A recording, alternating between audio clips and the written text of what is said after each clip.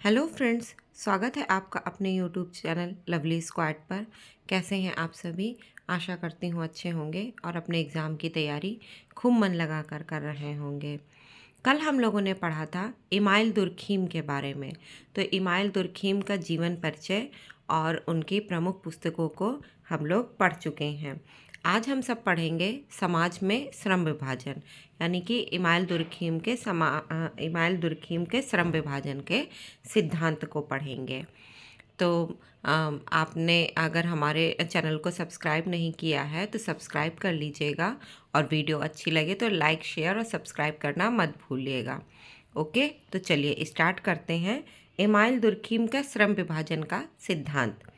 तो श्रम विभाजन को सर्वप्रथम एडम स्मिथ ने बताया था। ठीक है, श्रम विभाजन को सबसे पहले किसने बताया था? एडम स्मिथ ने बताया था। और इसका जो समाजशास्त्र में श्रम विभाजन का प्रयोग सबसे पहले जो है इमाइल दुर्खीम ने ही किया। और श्रम विभाजन कहते किसे हैं? तो श्रम विभाजन का अर्थ होता है विशिष्ट कार्य विशिष्ट व्यक्तियों द्वारा। क्या होता है श्रम विभाजन का अर्थ? क्या होता है? विशिष्ट कार्य विशिष्ट व्यक्तियों द्वारा। ठीक है।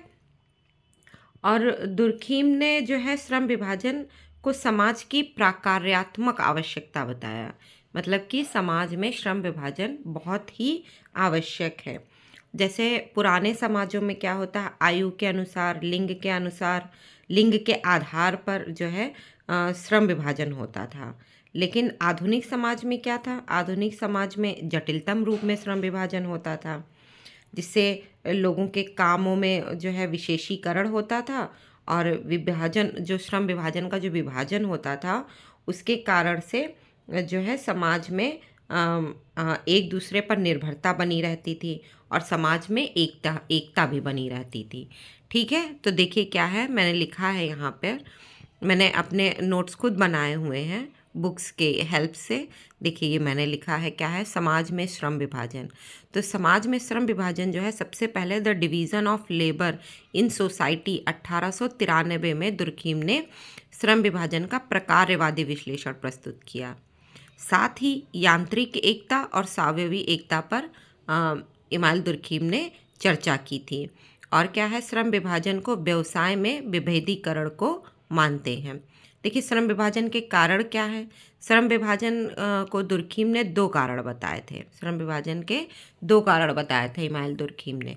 पहला क्या है, जनसंख्या के भौतिक घनत्व में वृद्धि, और दूसरा क्या है, जनसंख्या के नैतिक घनत्व में वृद्धि।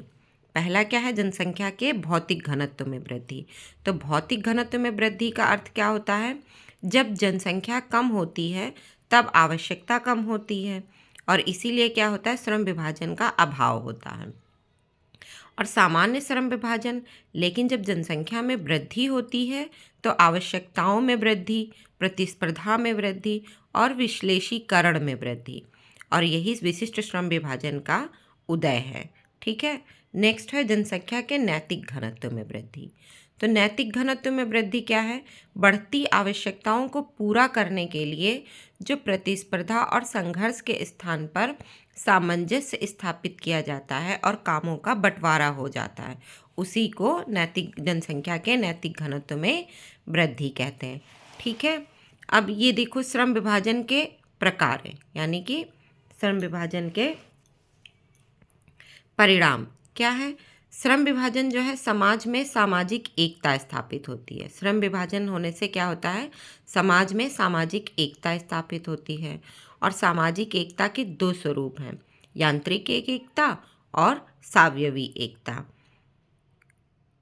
यांत्रिक एकता को इंग्लिश में कहते हैं मैकेनिकल सॉलिडरिटी, और सावयवी एकता को कहते हैं ऑर्गेनिक सॉलिडरिटी।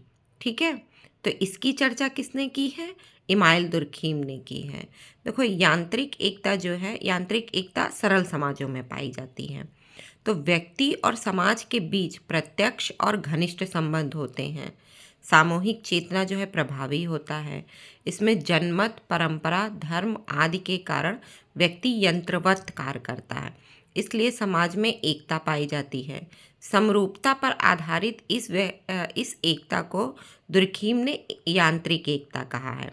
इसमें क्या है, इसमें व्यक्ति के विरुद्ध अपराध समाज के प्रति अपराध माना जाता है। यानी अगर किसी एक व्यक्ति के प्रति किसी ने अपराध किया तो वो पूरे समाज के प्रति अपराध माना जाता है। इसलिए क्या है, इस समाज में प्रतिक्रिया तीव्र होती है। इसमें क्या है, इसमें दमनकारी कानूनों की प्रधानता होती है। क्या है, देखो इसमें दमनकारी कानून पाया जाता है। फिर इसमें सामूहिक चेतना पाई जाती है। इसमें विश्वास, संवेग मतलब भावनाएं जो सामाजिक सदस्यों में सामान्यतः पाए जाते हैं। तो यांत्रिक एकता को क्या कहते हैं, मैकेनिकल सॉलिडेरिटी। और इसमें क्या होता है, इसमें दमनकारी कानून पाया जाता है। दूसरा क्या है, सावयवी एकता।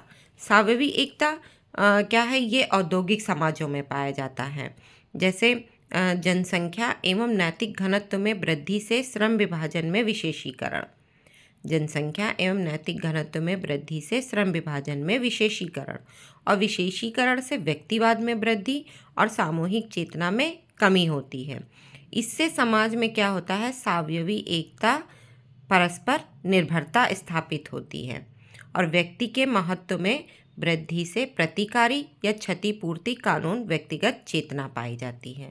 तो क्या है, यांत्रिक एकता में दमनकारी कानून पाया जाता है और सावयवी एकता में प्रतिकारी या क्षतिपूर्ति कानून पाया जाता है। तो ये रहा आज का हमारा इमानुएल दुर्खीम का श्रम विभाजन का सिद्धांत। कल हम लोग पढ़ेंगे इमानुएल दुर्खीम के सामाजिक तथ्य के बारे में।